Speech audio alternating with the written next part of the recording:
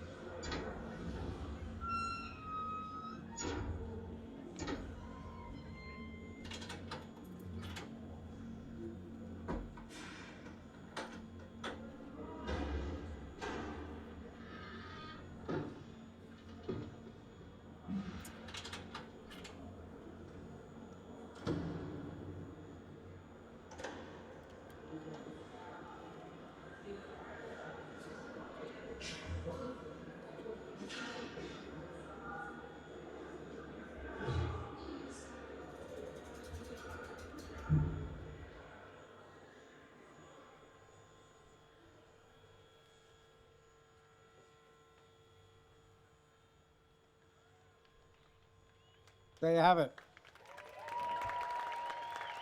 Brave, selfless people suffering enormous jail sentences like we live in a country called Russia or something like that. I'm going to bring to the stage now lady from Just Stop Oil, ex-con Sarah Webb. Please welcome her.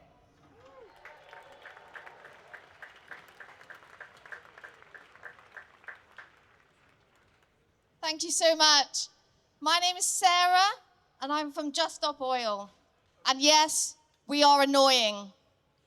We create traffic jams, and we sometimes throw washable powder onto things. But doing these actions is not fun times. We don't do it for kicks. We're just normal people. And the consequence, as you saw there, is prison. Over 200 people from Just Stop Oil have spent time in prison, including me. Why do we do it? To protect life. My fear is that in an unstable climate, how can the farmers continue to grow our food? They are already struggling. How will society react when there isn't enough food to go round? Is that 10 years' time? 15 years' time? You might ask yourself, well, what can I do? As an individual, I can concentrate on the big things with the big emissions, like I can fly less, I can eat less meat. But really, it's the government that needs to act, and our government needs to sign up to the Fossil Fuel Treaty to phase out fossil fuels. Because we've known for over 40 years now that burning fossil fuels creates climate change. And we've done tons of marches, and we've signed tons of petitions, and we simply haven't got very far, have we? History shows us that peaceful protest can provide social change. And we've seen that from the gay rights movement, the civil rights movements, from women's rights movements. And with more people like you on board with Just Stop Oil, we can create change more quickly. You can donate at our website. You can support us in conversation with your families and friends and on social media. And you can join us in our actions. Never underestimate yourself. You have way more power than you think. I hope we all have a wonderful day today. And I want to give out big, massive love to the Massive Attack and your team for putting the climate crisis center of this amazing event. Thank you so much.